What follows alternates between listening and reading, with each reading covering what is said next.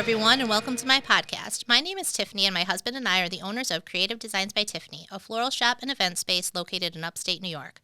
While we'll continue to talk about the original flowers and floral arranging, we're expanding to talk about everything I love and nothing that I don't. Thanks for giving a listen. And today I'm joined by Dave Warner, producer, who's over in the corner there. Yeah, I'm here. How's it In going, the corner. Dave? Why are you saying the corner? Well, it looks like a corner. You're looking at the corner of the screen. Come on. Yeah, the corner of the screen. Yeah, in the okay, corner of the right. screen. I'm joined by Dave Warner. And then I'm also joined by Tom Gilbert today, who is from, I'm going to put it as Ground Zero Ministries. Is that good? Or? Yeah, that's great. Okay, perfect. So how I had heard about Tom, and I'll disclaimer this for anybody who's listening, I've never actually met Tom, so I'm excited to do this podcast because it's like I'm meeting him and going through like any question that might pop into my head when I text him. I said, Scary. I know, it could be very scary. I don't know. But like as I'm going, because like it's, I just, everybody that I've had on, I already have like that foundation of knowing them or knowing a bit about them. This is going to be a fun podcast because it's just like, I don't know Tom and he has a great story. So I'm excited to talk about this. We're going to try and break it into 2 episodes too because Easter's coming up. And how I had met Tom was, been introduced to Tom via text or whatever, was by Pastor Mike Cervello, who was on for our Christmas episode, which was a really good Christmas, kind of like the thinking of what I think what Christmas should be, I guess. He was able to articulate it really well with us, and he had suggested Tom, and I said, you know what, I think this is going to be great for the Easter follow-up, because most people know the Christmas story. Easter's that, 3-4 months later, Christ rose. 3 days later, we have Easter bunnies, we have Easter egg hunts. I was going to say, isn't it about the bunnies? Come I on. know, and Jesus is coming. You gotta right, exactly. The bunnies are excited. Right, exactly. So it's one of those things that's like, well, I didn't want to lose that part of it either after we had just talked at Christmas time kind of about the Savior being born. So I figured this would be, I think, a good kind of tie-in. So welcome today, Tom. And thank you. Yes, thank you. And thanks for taking the time today. You were just traveling, you said, too. So I appreciate you coming in today. I appreciate it. Thank you for the opportunity. Yeah. So what we kind of do, and this is a pretty casual podcast too. I mean, Dave will chime in sometimes over there when he's like, oh, we got to wrap this up, or bored, or let me ask a question. Tiffany's rambling, Let me shut her down. Right. So push this along. Exactly. And he's a great producer that way too. So, but yeah, I mean, basically what I had seen was you had sent me a video of kind of your redemption story, if you want to call it. Do you have a title for it? I think it was Hope for the Hopeless, maybe? Yeah, Hope for the Hopeless. I'd call it Tom's Story, but I think it's initially on Vimeo. Okay. That it's Hope for the Hopeless. Okay, yeah. Tom's story, so innovative, though. Yeah. Yeah. It's well, originally it was part of a book that the church did. They had a company come in and write this book, and it took a handful of us from the church and kind of wrote our stories, and then it was something that was getting mailed out to the city. Oh, wow. So they made my story as like a push for the book. Okay. So that's like, and when you click on the Vimeo, that's the book that pops up in the thing. So Hope for the Hopeless, I think, was the title of the book. Okay. And then my story specifically was the virus. Okay. Because that's what I felt like I was, in my life before I got saved. Okay. So that's what we're going to kind of talk about today, and we're going to walk it back a little bit. And I asked you about this kind of before we went into it, because some people, I don't want to say this. I had shared your story on Facebook, just a real brief, just if anybody really follows the podcast. I joke my 10 listeners that follow it, so they get the backstory, and then they know who's coming on. Yeah, hopefully we're at 12 now. So, chunk. That's 20%. I know, it's huge. So, those little listeners, but I do think there's a couple like faithful followers. So I said, you know what, they can listen to the story, and if they haven't heard it, we'll kind of review it when you come on today.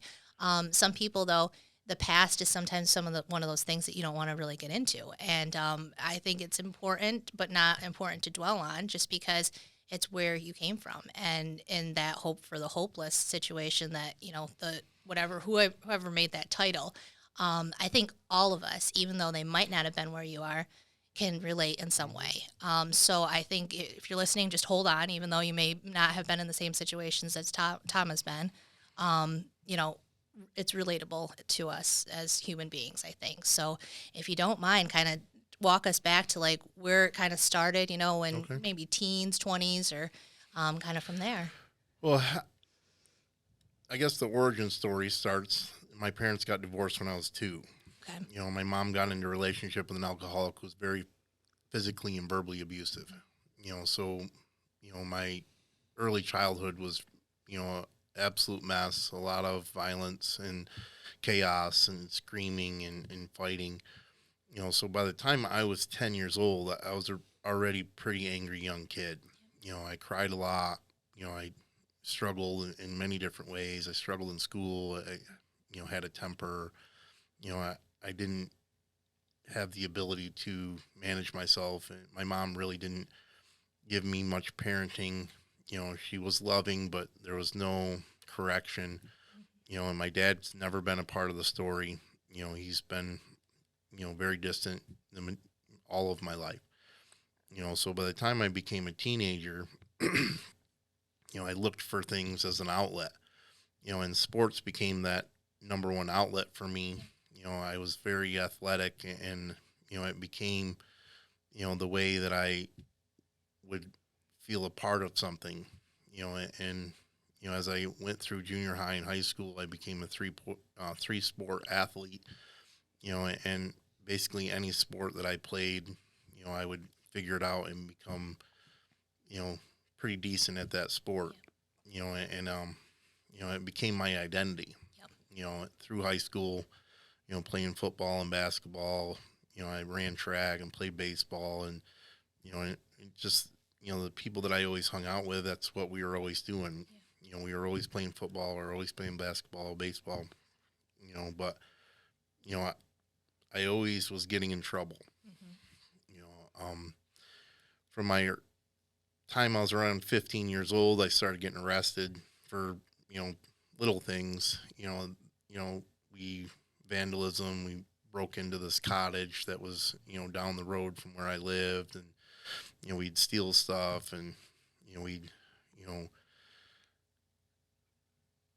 just find different ways to get in trouble. Yeah. It was, normal teenage boy stuff, but I lived on a dead end road and there wasn't a lot to do. And, I would always find some sort of mischief to get in, which would always get the cops called, that I was just the lucky one that would always get in trouble. Yeah. But, I did fairly well at sports, and then eventually, went on to college, to a school that accepted me to play football. Okay. But it also was in Tennessee. So it was like an element of running. It was the school that was the farthest away, and it was like, I'm out of here. It was like I could recreate myself. And I never really used any drugs or alcohol in high school, which is rare. But I also watched my mom like hound my stepbrother, and she would always like figure out where he is and whatever. And it was like, and it was never really on my radar. Like I didn't run with anybody that really partied, and I didn't really have a desire to party, and I wasn't a really popular kid, so I didn't get invited to those types of parties because of the popular kids. And, but when I went away to college, it was a way to, be somebody completely different. In my first semester in college, I was playing football, and I really didn't get into, too much mischief but then, I started smoking pot, and it seems so minimal now, especially in our culture, Right. but it definitely opened the door for me. When I came back from my second semester, there's a lot of new people in the dorm, and I wasn't playing, football. I ended up trying out for the basketball team, but I got arrested because I shoplifted at one of the local, gas stations and got in trouble. So they kicked me off the basketball team. So my normal outlet to keep me out of trouble, which was sports, I didn't have. Yeah. So then, I just began to gravitate to the people that were partying and, smoking weed and different, and within that semester, I used a multitude of different drugs and drank and smoked pot almost every day, stopped going to class. I started stealing, more and more. And, I ended up really getting kicked out of college because I took a check out of somebody's mailbox and tried to cash it. I could have got arrested. They were basically just kicked me out of school and said, you need to leave, and so I came home almost a completely different kid than I went. Right. You know, I was very broken and dysfunctional, you know, but when I came home, I had, you know, this addiction issue that was beginning, or substance abuse issue, if you want to, you know, classify it.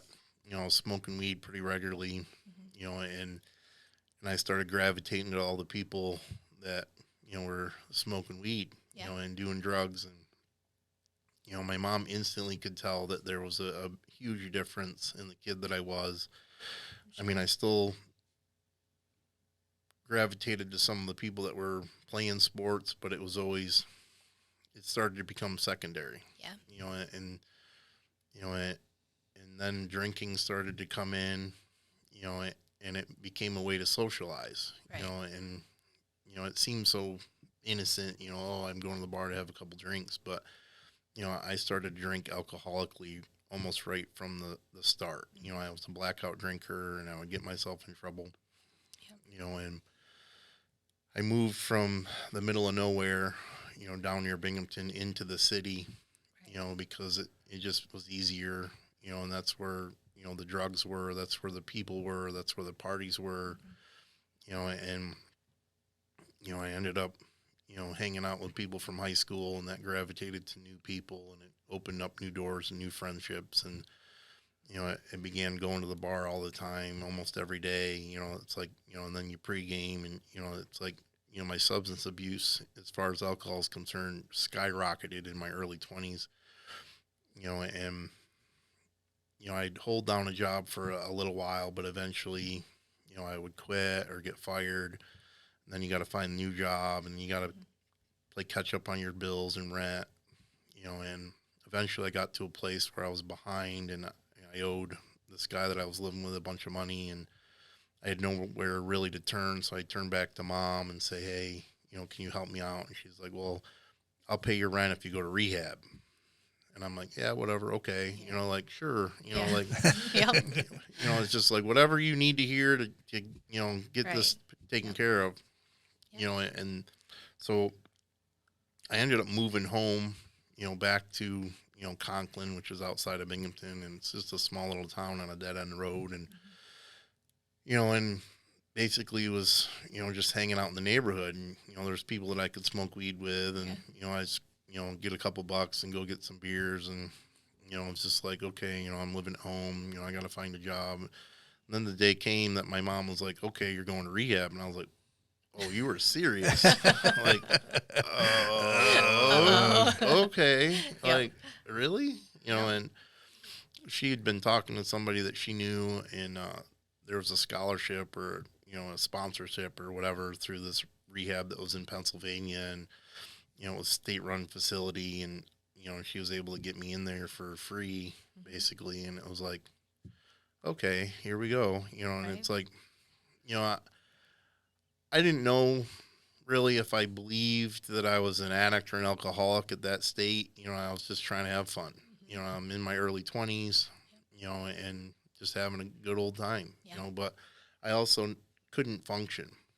Right. You know, I wasn't able to maintain a job or certain relationships. You know, it's very dysfunctional, you know, as a young man, you know, still had a lot of anger, you know, and, you know, I went to rehab, and it was like, okay, that's great. I can stay sober in here, but what do I do when I get out of here? Right.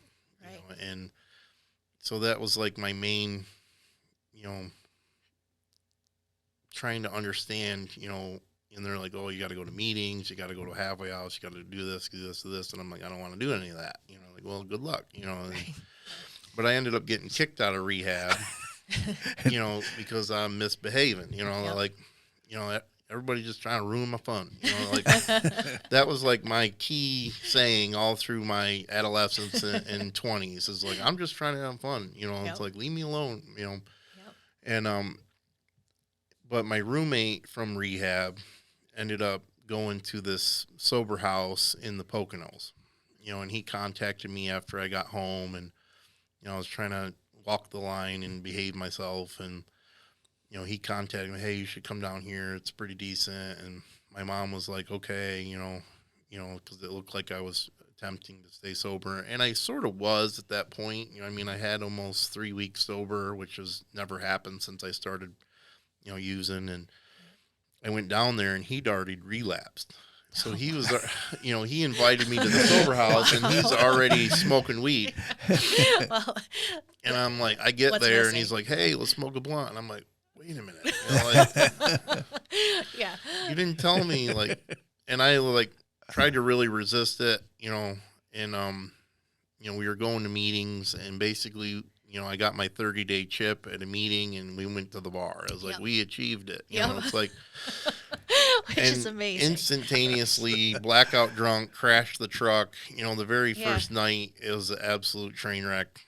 And then we started smoking and drinking and, and doing other drugs that we could find in the middle of absolute nowhere, Pennsylvania, and little by little, we were getting in trouble, and it was like, it's always the other guy's fault, and I get confronted and be like, it's his fault. It wasn't me. I swear, but eventually I forget exactly what he did, but he ended up getting kicked out, and I'm like, see, it was him, and then, so now I got to try to, be under the radar, and it wasn't long before the spotlight was on me, and, I was getting, kicked out, and so I basically, it's the same old excuse as the teacher didn't like me, so, I come home from this 3-quarter house,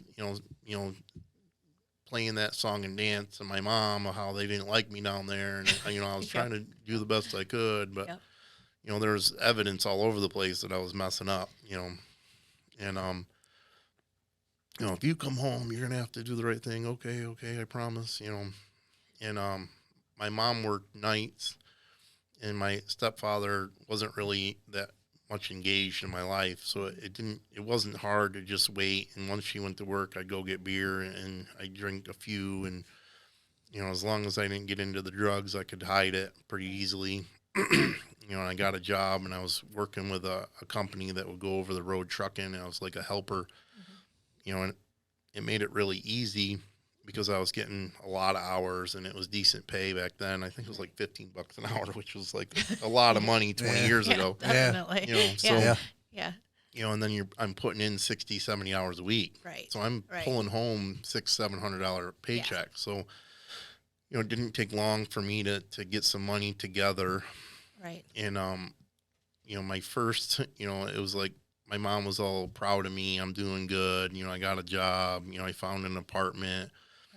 And, I found this studio apartment in downtown Binghamton. Okay. It was like $300 a month. It's like unheard of. Yeah. You know what I mean? Well, it's 20 years ago too. So, and she's like all proud of me, but it literally was around the corner from like the main college strip bars. Which isn't Cha-ching.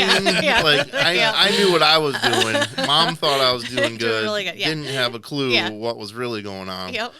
The first weekend I had my apartment, I actually went to a festival and took a ton of drugs and didn't even sleep in my apartment. I slept in my car. I had all my stuff that I was moving into my apartment still in my car because I went right from my mom's house to the middle of nowhere to this festival so I could take a bunch of drugs. Oh, my gosh. And I come home and I'm like, haven't slept all weekend, and it's like I'm trying to move this stuff to the 3rd floor apartment. I'm like, hating life, but here we are, we're in Binghamton, let's go to the bar, it's like, let's not deal with reality, let's just keep using, and that's the lifestyle and the mindset that I had back then. And I'm going to pause you right there for our first break here. So keep that in mind as we go to our break, and I don't know what the commercial is. Hey, you don't have to. Okay. Here it goes. Hold on. Visit My Little Falls and stay connected with the latest news, information, and events in the city and the area. Our mission is to generate interest in the community and connect residents in a more meaningful way by facilitating deeper conversations about how these stories will shape the future of the Mohawk Valley. Join thousands of weekly visitors who stay up to date with feature stories, interviews, videos, our event calendar, and print publication, the Mohawk Valley Express. It's about timely local news, with the community, keeping citizens informed about important issues, telling about the people who live and work here, and giving locally owned businesses the opportunity to reach a very targeted audience of locals and tourists alike. It's a whole new form of media-rich content developed specifically for today's mobile lifestyle and listeners. You can download our iOS app in the iTunes Store, listen to our country music streaming radio station, or sign up for a weekly newsletter. Stop by today at myvalleyfalls.com. You'll be glad you did.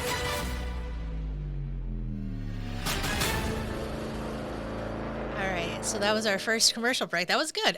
So I wanted to stop you on that point there because I wanted to ask a couple of questions going back to what you kind of started with. So Okay. When you were in rehab, and I think you kind of touched upon this, that you weren't really there for the right reasons, and there was still something missing, right? Or what kind of drew you, do you think, to being like, yeah, I'm in Binghamton now, I can go to all these bars? Like, Well, I think that there was a part of me that wanted to change, but didn't understand or believe that I could. yeah, You know, I think that even as that young kid, you know, in my 20s, there was a lot of shame and a lot of anger and a lot of depression, a lot of unresolved issues, you know, that I was using drugs and alcohol to kind of medicate, you know, my mental health. right, And, you know, it was like, all right, it's fine and dandy. You know, I'm locked in this facility. It's easy to stay sober Right. in here, and you got sober people around you, and you got all these classes, and people are trying to help you. But what do you do when you leave? yeah, You know, and I still think that that's the, you know, even the question today for anybody that's Yeah. trying to get sober is like, you know, we don't, I don't, they don't, whatever, understand the magnitude of the things that need to change. right, right, You know, everything has to change for me to have success in my recovery. right, You know, that, you know, and it's not necessarily the people that I have around me, but yet some of those people aren't always the best influences. right, You know, but I'd also say that some of those people that I had around me in my early 20s were some of the closest friends I've ever had in my entire life, and I partied with them all the time. Yeah. You know, and you know, if they weren't there, you know, if I didn't have close friends, you know, I may have committed suicide or even, you know, done who knows what, you know what I mean? But, you know, I had some key friends in my early 20s that were closer than my family's ever been, Yeah. you know, and so it's not that everybody's, you know, a horrible person that uses drugs Right. and alcohol. It's just, you know, if I'm going to change, I have to Right. change the people I'm hanging around because I don't have the strength to say no, right, you know, and so, you know, once I got myself around the wrong crowd again, you know what I mean? Even though some of them are good people doing wrong things, you know, I didn't have the ability to say no, yeah, you know, and it's like, here we go, you know, and it just continued to, you know, spiral going down the wrong rabbit hole per se, you know. and that's what I think is, like I said, with people that may not be in your exact same story. I think that's the same thing for anybody that is in that situation, whether it's drugs and alcohol or it's a bad relationship or whatever the case is. You're in that spiral and you're like, well, something has to change. I just don't know what it is. And sometimes the surrounding that is surrounding you is the thing that's holding you back. Right. And that's usually really tough to do because a lot of times, like you said, it's good people around you. And people that are closer than family even sometimes, and to break out of that, we're going to get to that part, so you know, hold tight with that too, but that's kind of the idea that I'm thinking, that it's just, you know, whether it's the same situation that you are in, I think there's a lot of relatability there. I think there's a lot of kids even that when they go away to school, same way you did, and may not have like that firm identity of anything, which again we'll get into, that firm identity, they're going to be swayed, and like whatever is giving them the attention and showing them where they're at, it's kind of hard if you don't know, you know, kind of your purpose, which again we'll get into. So without pushing it too far ahead, let's kind of go back to now where you were once you were in Binghamton and kind of where you kind of headed from there. So what happened, I guess. Well, you know, what I didn't know when I moved into that apartment building is that I already had friends that lived in that building. Oh, wow. Yeah. So, you know, the guy that lived directly below me in the apartment building was somebody I'd already known and somebody that I'd partied with before. Yeah.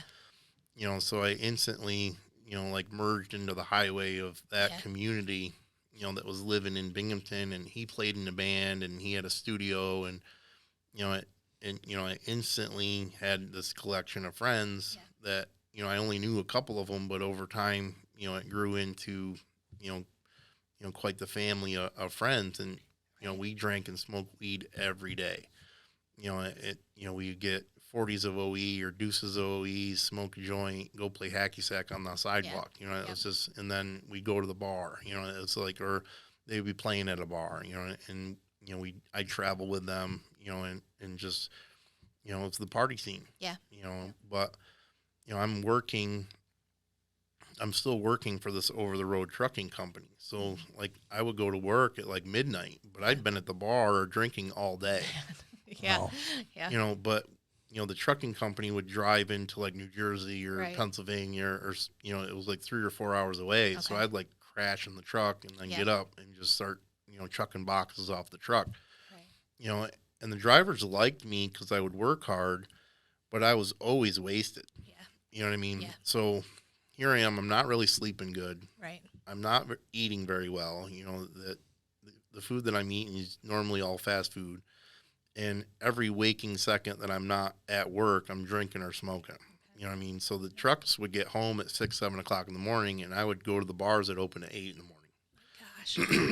And I would drink until I couldn't drink anymore and basically pass out at home and then wake up in the afternoon, go back to the bar, and then go back to work. So I was living this, extremely alcoholic lifestyle. I was not eating and taking care of myself, and eventually things really started to spiral, and I ended up losing my job, and then I ended up getting a new job, and this became the cycle, as Right. I'm trying to manage addiction, Yeah. Trying to manage my alcoholism, and live in a double life, and Let me ask you, did you think at that point, can you remember, did you feel like you had a problem? Or were you just kind of like, it's the other guy's fault? Like, no, I'm having fun. Yeah. Yeah. It's my 20s and I don't care. And, Yeah. I'm taking crazy risks all the time Right. because I just don't care about myself. I don't believe in a future. I'm kind of hopeless, and the only time that I feel good about anything is when I'm completely wasted. Yeah. But I drink alcoholically, like it's, I drink until I can't function, so it's, every night, it's, and there's sometimes that I can, put some control into it because I know I have to do something, but typically I'm out of control all the time. Yeah. And I started getting arrested and because my behaviors became more and more erratic and, my anger started getting more and more out of control. And, it's, I stick out like a sore thumb. You know what I mean? Yeah. Even back then, I didn't have as many tattoos, but I was loud and obnoxious when I was drunk, and hooting and hollering and screaming. I wasn't a violent person, so I wasn't like trying to cause fights, but I was loud. Yeah. So I caused a lot of attention. Right. And being on that college strip of bars, there's always cops, so everybody's Sure, paying yeah. attention to Yeah. the guy that's making the most noise. I'm just trying to have fun, Yep. but it was Cyndi Lauper just popped into my head. I'm sorry, I couldn't. You've said it a couple times, Yeah, and there you I go. couldn't take it anymore. Yeah, there you go. Girls just want to have fun. Yep. So, Well, and I had a couple things that kind of took place like right in a row. I found out one of my ex-girlfriends was pregnant by one of my friends. Yep. And then my dad kind of came in town, which was never happened. He contacted me and said, hey, let's do Thanksgiving together. And he came in town from Buffalo and he basically said, hey, I'm getting a divorce from my stepmother. And that was always the excuse of why he couldn't be in my life. Okay. So it kind of spiked me up. And then he told me he was moving to Indiana with some woman he met on the internet. Okay. So it was like a crash. Yeah. And it was like, you've used this excuse of why you couldn't be in my life, Right. but that's really not the excuse. Right. And now I've kind of had 2 major hits, in a young man who's not stable Right. to begin with, and I really just kind of went off the deep end and I didn't care and I got really destructive and I started getting arrested. I got arrested 6 times in 6 weeks. Wow. And, I lived in, downtown, like the center of Binghamton. Yeah. So like where I lived was around the corner from the college bars, which is also around the corner from the courthouse. So I literally lived directly across the street from the courthouse. Yeah. And then the police station's behind the courthouse. Man. So it was an easy trip all the time. Always. Yeah. Yeah, didn't have to use a vehicle. And in perspective too, this was yeah. I have a story. Yeah, I knew you did. Well, this is the thing too, is in perspective. This is before bail reform, so it wasn't even like you got back out there just because they are letting you go. It was because I was just drunk. Yes. Okay. Every single time. So what was your story then? Oh, I have lots of them. Okay. I mean, we could do multiple episodes of our stories. Yes. Like, some of these are pretty insane. So I was at a bar that was probably 3 or 4 miles down Main Street, and I'd been drinking, and I had a car at the time. So, and I was way too drunk to drive. So and it was wintertime. So I started the car, and I'm sleeping in the car. Okay. Yep. And it was a Wendy's parking lot. And eventually the cops show up at like 3 or 4 in the morning, knock on the window. What are you doing? And I'm like, I'm drunk. I don't want to drive. Yeah. Well, you can't do this, blah, blah, blah. You need to walk home. And it was extremely cold, and I'm miles from home, and I know it's going to take well over an hour for me to get there. Right. So I have this genius idea.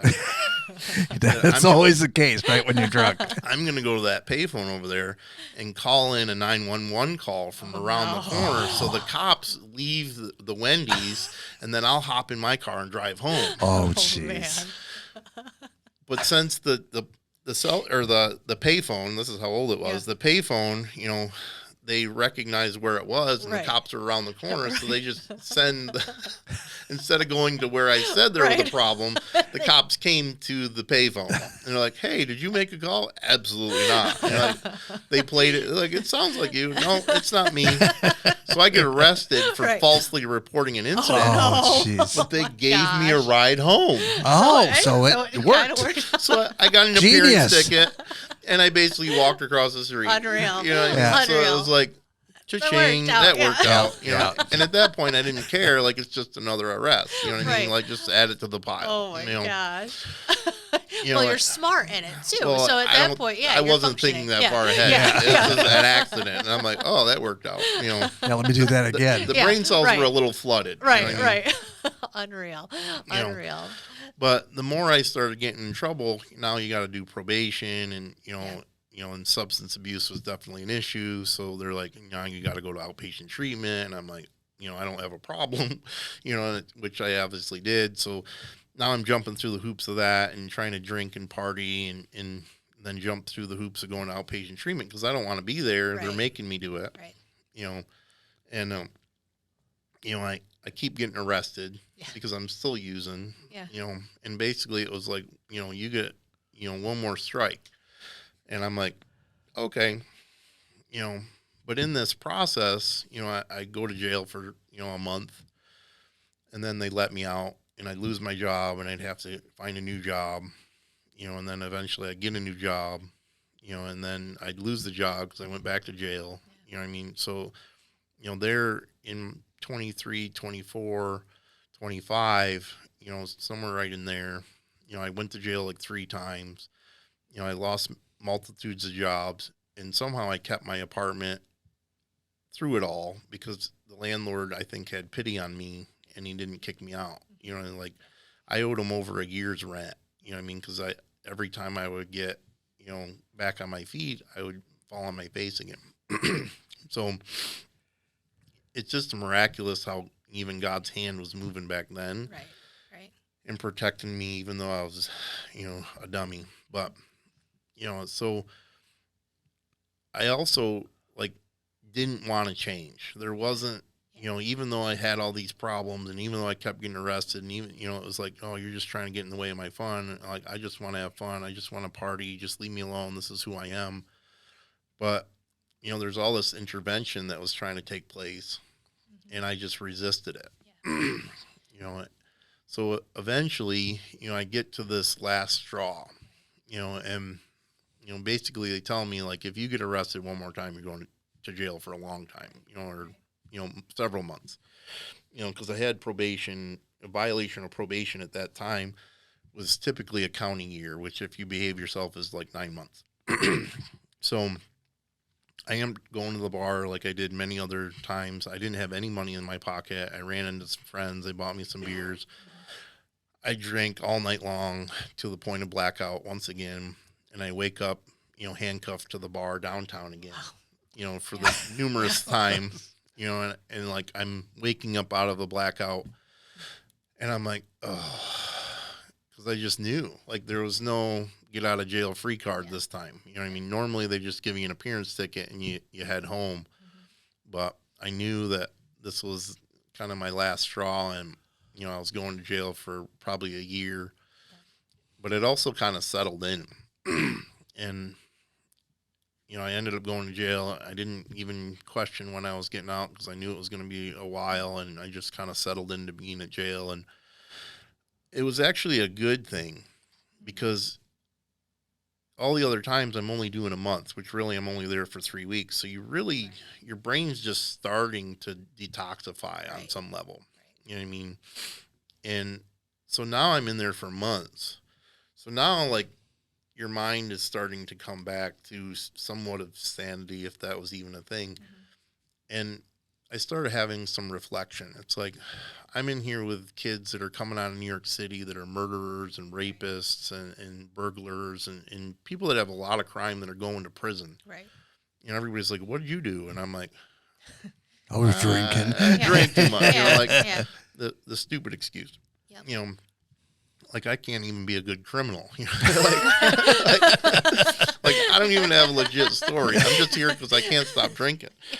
And I read a book on codependency, which,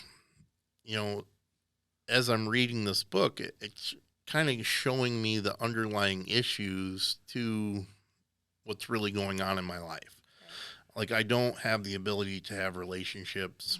Every relationship is very dysfunctional, and that addiction is a side effect of, this state of mind and body, and it was the first time that I started to see that there might be some sort of solution, and through that process of staying there, I decided like, all right, I'll try to get sober again, and I was going to move from Binghamton to Utica because my mom had moved up to Utica and got a job, and she moved out of Binghamton, and, it was like, all right, it's kind of a fresh start.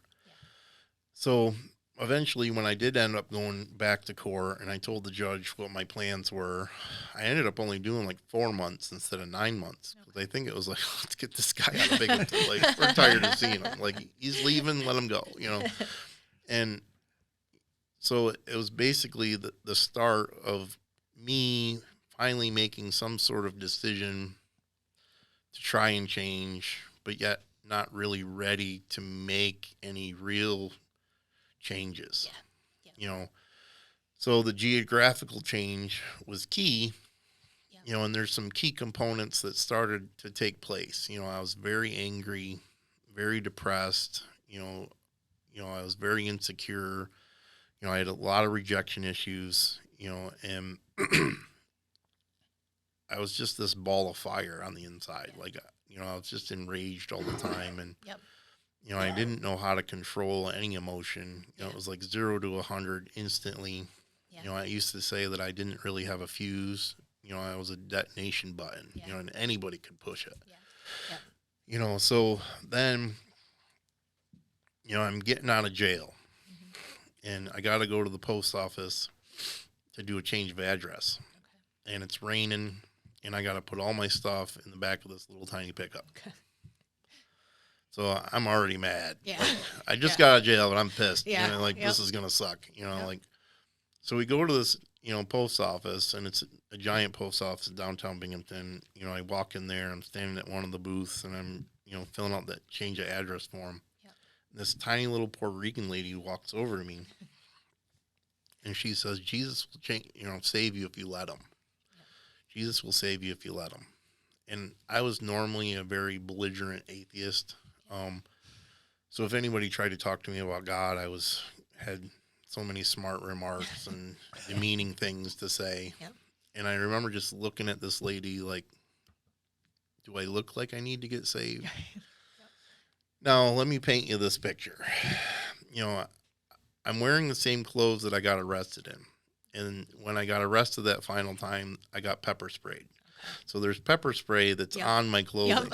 Even though it's been sitting in lockup for 4 months, it still has this, this effervescence that's messing with my sinuses. And it's like, I can't wait to get this shirt off. And I got a bald head and a goatee, and I got scabs on my head because I'm using the razors in jail that are crappy. It's like, I'm obviously very angry. I totally look like I need some help. You know what I mean? Like, maybe not just Jesus, but I need help. This kid needs help. And I don't know who it was. I've never met her before. I've never seen her since. You know what I mean? But she planted a seed. Yeah. And I remember walking out of that post office, and I looked at this guy and I said, "If there's a God, make it stop raining." Now, that's not a prayer that would ever get answered. Right. If somebody said that was my prayer, I'd be like, that's not going to happen. Like, try again. Like, that's not the way that you try to figure out if God exists. Right. And I lived around the corner from the post office. Everything was right. Yeah, I lived right downtown. Everything is like right there. Yep. And by the time I got to my apartment, it stopped raining. It didn't rain the rest of the day. And I remember the whole ride from Binghamton back to Utica. That's stirring in my head. Yeah. Like, I didn't say anything to anybody. I didn't tell anybody about the prayer. I didn't say nothing. But I'm like, that didn't just happen. That didn't just happen. That's not really a thing that happened. It's really cool. And, it's just part of that process that God's like, watch what I can do. But I wasn't. Here, hold my beer. Yeah, here, hold my beer. Right. No, for sure. And I wasn't at that point of belief yet, but I came up to Utica. I got myself into outpatient treatment. I started going to meetings. I started becoming a part of the sober community, and I was trying to figure it out.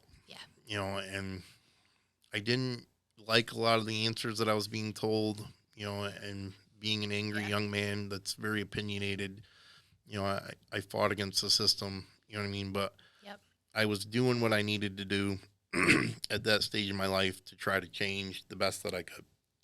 Absolutely. So I did 6 months in outpatient treatment, was regular attending meetings, got myself back into college, was attempting to go to MV, and things were seemingly going the right way. I moved out of my mom's house into my own apartment, but I really hasn't changed much. Right. Like, I'm still the same angry young guy, but I'm just not drinking and drugging. Right. And all it took was one, match to start the fire. Right.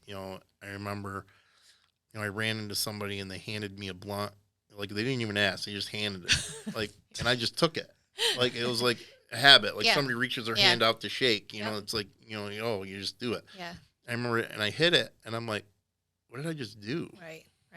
Yeah. Well, since I did it, here we go. Yeah. It's like, and I didn't, and that started me, right off out of the races. I started smoking weed. I found somebody that was up the block that was selling weed, and now I'm smoking weed every day again.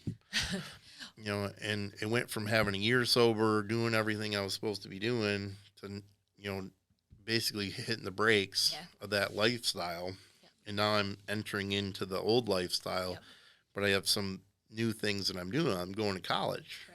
Right. And that went in the dumpster really quick. As I started, I started drinking, started smoking. I wasn't drinking yet. I'm just smoking weed because, as long as I stay away from alcohol, I'll be okay. Yeah. And a lot of people think like that, I think, too. And I think this is where we're going to end for the first one, because I'm going to say that. So ending your story right there, you had a couple seeds. So we have this picture here, and listen to the first one, listen through it, and then now you have a couple seeds here. So stay tuned for episode number 2.